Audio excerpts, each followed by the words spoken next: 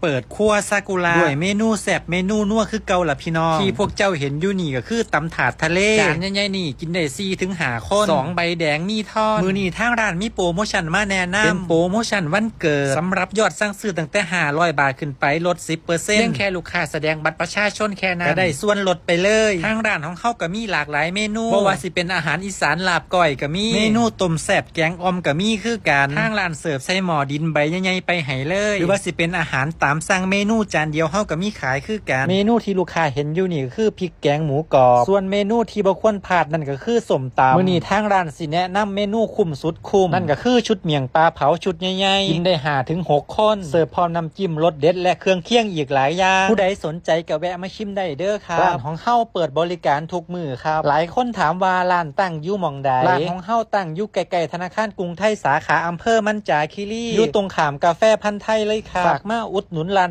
น้อยๆของเฮาแน่เด้อครับ